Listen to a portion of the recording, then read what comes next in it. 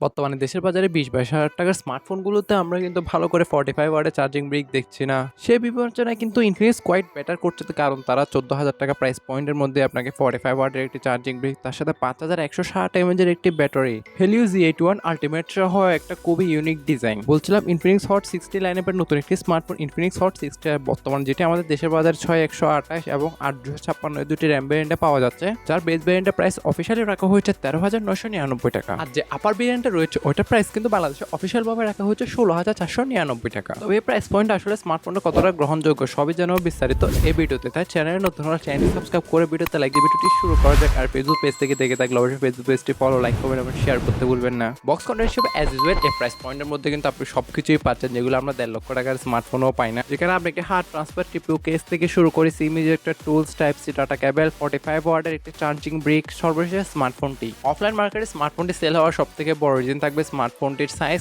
এবং এর ডিজাইনটা।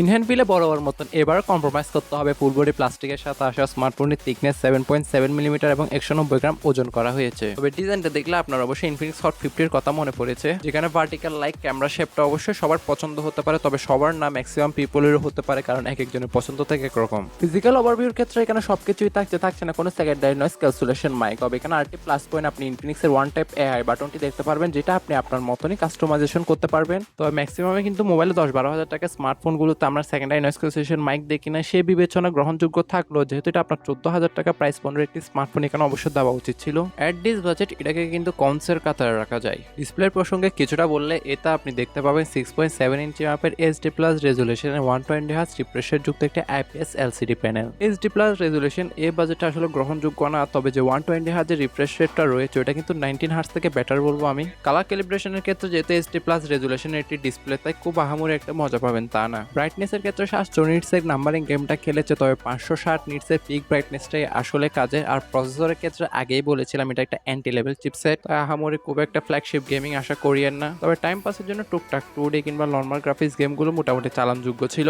তবে ভার্চুয়াল র্যাম এক্সপেন্ডেবল করার সুবিধা তো রয়েছে, তবে আহামরি খুব একটা রিয়েল লাইফে কাজ আসবে না। Out of the box Android 15 এর সাথে আসা স্মার্টফোনের ব্যাকএন্ড আমরা দেখতে পারবো তাদের XOS 15.1, তবে এর ইউআইটা যেহেতু বাজেট সিরিজের ক্যাটাগরিতে পড়ে, তাই এখানে প্রি ইনস্টল অ্যাপ এবং অ্যাডস থাকবে স্বাভাবিক, যেগুলো চাইলে আপনি একজন সচেতন নাগরিক হিসেবে আনইনস্টল কিংবা অফ করে দিতে পারবেন। Out of the box Android 15 এর সাথে আসা স্মার্টফোনের ব্যাকএন্ডে আমরা XOS 15.1 ইউআই দেখতে পাবো, তবে ওএস এবং ইউআই এর ক্ষেত্রে ভবিষ্যতে কোনো প্রকার আপডেট থাকছে নাকি তা নিয়ে অফিসিয়াল কোনো তথ্য আমরা পাই নাই, তবে না থাকারই পসিবিলিটিস বেশি, যেহেতু আপনার এই প্রাইস পয়েন্টের স্মার্টফোনগুলোতে কিন্তু ওএস আপডেট দিয়ে থাকে না তারা। এবারে সর্বশেষ ক্যামেরা প্রসঙ্গে বলা যাক, ব্যাকে ট্রিপল ক্যামেরা সেটআপ দেখতে পাচ্ছেন, তবে কাজের সেন্সর দুইটাই, তবে একটাই বলবো আমি 50 মেগাপিক্সেলের প্রাইমারি সেন্সরটি দেন 2 মেগাপিক্সেলের একটি বুকে সেন্সর, এটা হামরি তেমন খুব একটা কাজের না। আর ফ্রন্ট ফেসিং 8 মেগাপিক্সেলের একটি সেলফি ক্যামেরা, তবে এখানে তাদের ট্রেডিশন আপনি উভয় ক্ষেত্রে কিন্তু ফ্ল্যাশ লাইট দেখতে পারবেন, আর উভয় ক্যামেরা দ্বারা সর্বোচ্চ 2K তে 30 এফপিএস ভিডিওগুলো শুট করতে পারবেন। তবে ওআইএস না থাকার কারণে ভিডিও স্টেবিলিটি আপনার খুবই গম্ভীর অবস্থা, তাই আপনাকে শক্ত হাতে ভিডিওগুলো রেকর্ডিং করতে হবে। আর ছবির কোয়ালিটিও এই বাজেটে অন্য 10টার মতনই ছিল, আপনার অ্যাভারেজ টাইপেরই, শ্যাডো, ডিটেলস, কালার এগুলোর কিন্তু কিছুটা কমতি রয়েছে, তবে আপনি প্রপার লাইট কন্ডিশনের ছবিগুলো তুললে মোটামুটি ভালো একটা রেজাল্ট পাবেন। আর এটিকে ব্যাকআপ করার জন্য তো 5160 এমএএর ব্যাটারি, তার সাথে বক্সে 45 ওয়াটের চার্জিং ব্রিক, তাই চার্জিং কম্পাউন্ডে কিন্তু তার চার্জিং স্পিডটা ঠিক রয়েছে, তবে ব্যাটারি কেন আরেকটু পরে দিতে পারতো, কারণ এই টাইপের ব্যাটারিগুলো কিন্তু বর্তমানে ডিসেন্ট হয়ে গেছে। তবে যে আপার ভেরিয়েন্টে রয়েছে আপনার 8256GB, ওটা প্রাইস বাংলাদেশে অফিসিয়াল ভাবে ধরা হয়েছে 16,499 টাকা। তবে আমি মনে করি এই প্রাইস পয়েন্টের মধ্যে আপনার রেডমি নোট 12 এটা কিন্তু বেটার চয়েস। আপনারও এই দেশের